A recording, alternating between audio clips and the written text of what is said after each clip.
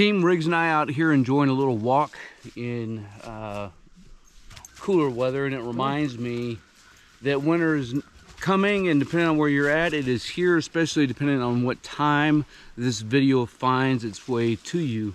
And there is a huge threat to maintaining and sustaining tactical operations in cold weather climates that nobody thinks about, nobody talks about, and I want to give that to you here in this video. I also want to let you know right up front that I kind of partnered with winterwarfare.com, the only United States veteran-owned and operated company whose sole purpose in life is to provide high-quality tactical winter gear. And so make sure that you go check them out, and if you do, tell Morgan to stay stoked. So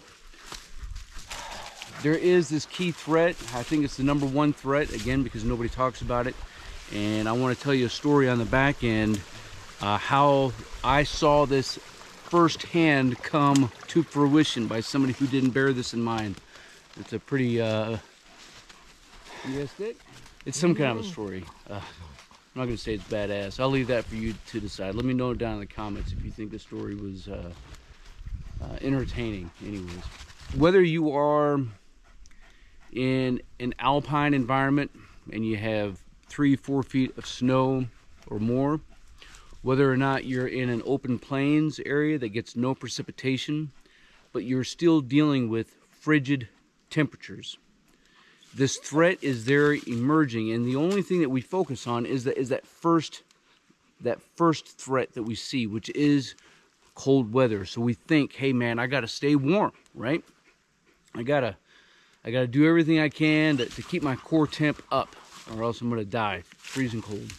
And while that is not untrue, the second threat that is there actually becomes more predominant than the first. Once this threat has affected us, it can become almost impossible by yourself to overcome it. And it's going to, ironically, submit you and subject you to the very first threat that you were concerned about in the first place.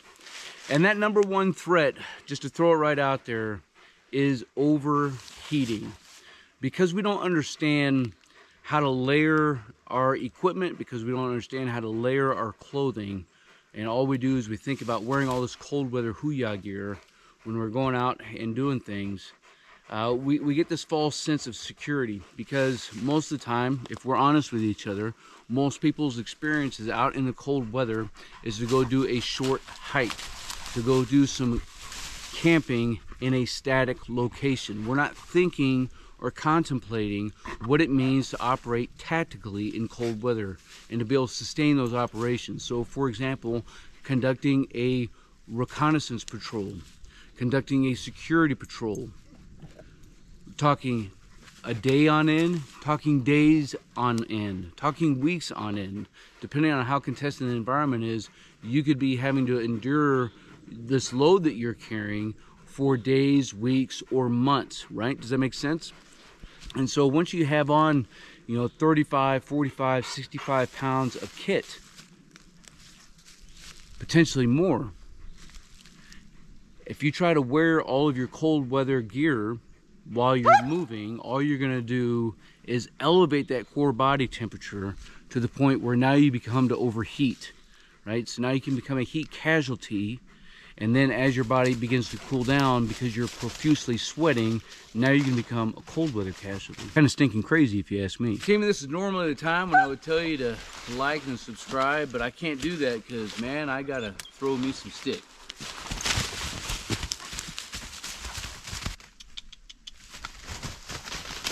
Riggs and I don't want to tell you exactly what to wear. What I will tell you is to be cognizant and to get out and try your kit, right? Try it now before you need it then. Take your whatever base layers that you have and your mid-weights and try some different configurations. Go out on a 4-mile ruck march with all of your kit and see what happens. See how you're doing. By the time you get to that 4-mile point, can you continue to operate? Or is it absolutely kicking your ass? Are you taking gear off to put it back in your pack, right? And then try another configuration, and then try another configuration. Depending on, you know, the temperatures that you're dealing with, the humidity, the precipitation, there's going to be a lot of factors that are involved in this. But what I would tell you is, as you are conducting a ruck, as you're rucking out through the wilderness with your kit, it's better off to only wear cold weather gear that you can take off quickly. If you begin to wear all of your cold weather gear underneath your outer layers, you're gonna have to stop. You're gonna have to strip down, take all those clothes off, put them into an already overstuffed rucksack, and then put your outer layers back on and keep moving. I am gonna ask for your comments down below as far as what equipment that you trust in cold weather. We're talking about base layers, mid weights, heavier weights, outer garments, whatever it is that you have found that works for you. For me, I'll tell it to you like this, in the form of a story. So there we were. It was 1990 something BC. That's before cell phones. Young Sergeant Stoker was out in the field in Virginia with 1st Fast 3rd Platoon, and we'd received radio traffic from range control that a cold weather front was going to move in. I want to say this was probably February timeline. And they told us it was gonna, the temps was absolutely gonna fall through the floor, right? And so our fire watch became a literal fire watch, watching a fire at night. And I remember when I woke up in the morning and I popped open a shelter half. And if you don't know what a shelter half is, that's 2 pieces of canvas that join together along with 3 poles on either side, 2 long pieces of rope and 5 stakes makes a tent. So you and your battle buddy, your butt buddy, your whatever buddy that you're sleeping with that night, sleep together in this hooch, right? We wake up in the morning and we open up the shelter half, man, and there was snow everywhere. It was freaking cold. Because we're a little bit lighter, we didn't have the fortune or disfortune of having a water buffalo, so all of our water was transported in 5-gallon water jugs, right? And every single one was completely frozen. You can imagine what those temperatures were in order to freeze 5 gallons of water, bam, like that, over freaking night.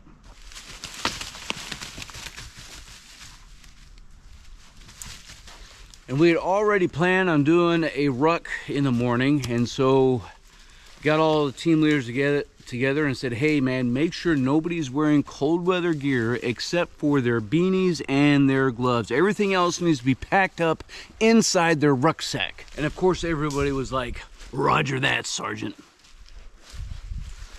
So everything's packed up and we're getting ready to move out. And our platoon we're doing a staggered column marching down this road, and about a quarter mile, half mile down the road, whatever, somebody takes a knee. He's like, oh my god, I'm freaking getting hot. Of course he had on some cold weather gear. Mind you, I asked all my team chiefs, team leaders, if they had inspected all their dudes, and they all gave me a thumbs up.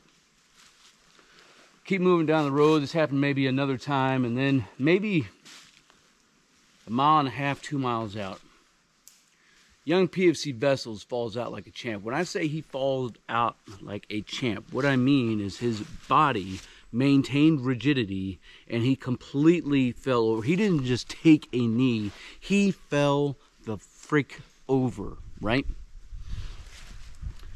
So I move up to him, and the platoon's moving ahead a little bit, and I get down on top of him. I'm like, Vessels, are you all right?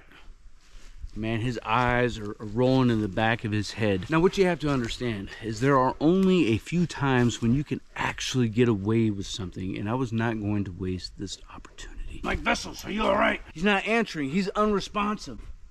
So I got to make sure he's alive. So I smack him in the face, and I smack him in the face. I'm like, Vessels, are you all right, man? And he's still not breathing. I pop open his blouse. His buttons go splattering out into the snow.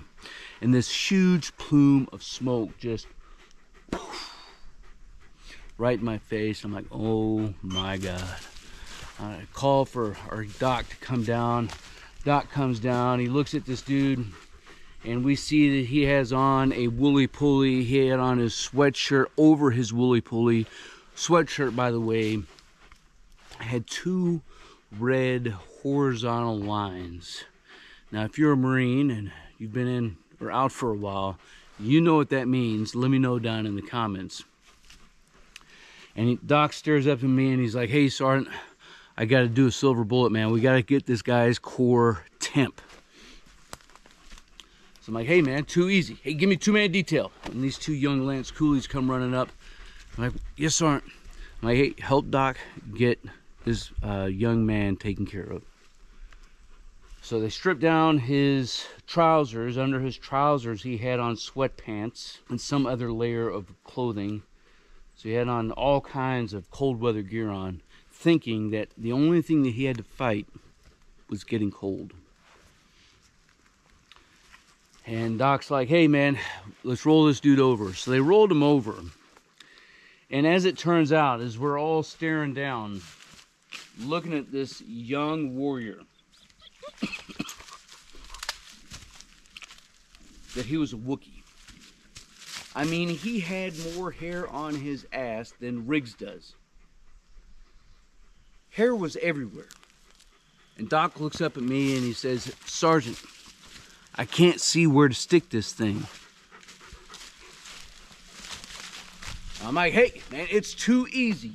You get the left cheek, you get the right cheek, and park that thing like a Red Sea." And they do. They're all reaching in and pulling cheeks apart. And Doc takes his thermometer and pops it right on up in there. And I knew that this young man was completely out of it, because as he was violated, he didn't wince a bit, right? Not one bit.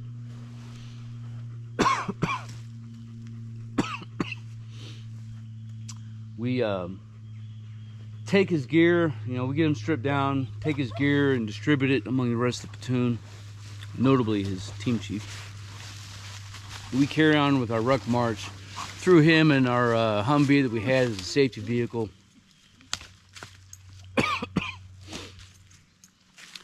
He ends up, we're able to get him taken care of, right? Nothing too long term that he had to deal with. But it was just a solid lesson learned, right? For myself, for my team chiefs, and for every other Marine in the platoon who witnessed firsthand how bad this could have turned out, right? Imagine had nobody been there with any training, right? Myself, the Marines that we had, Doc, anybody. Imagine being off by yourself and becoming so subjected to overheating in frigid temperatures that you have no way about you in order to provide self-care. Absolutely crazy, isn't it? So again, team, I'm not telling you that, maintaining a core temp and not getting cold is not your top priority. That's not what I'm saying. All I'm telling you is to remember the second and third order of effect of the decisions that you make, right? It's all about risk management and risk mitigation, identifying those hazards, developing and implementing controls to mitigate them, right? Which should lessen that risk severity, and not do something to such a degree that it has an unintended consequence, right? Winter is here, it's coming, and it's going to come again. And one day, odds are, we will be in a wintertime in a contested environment. So make sure that you stay out there, you keep grinding, and you stay stoked.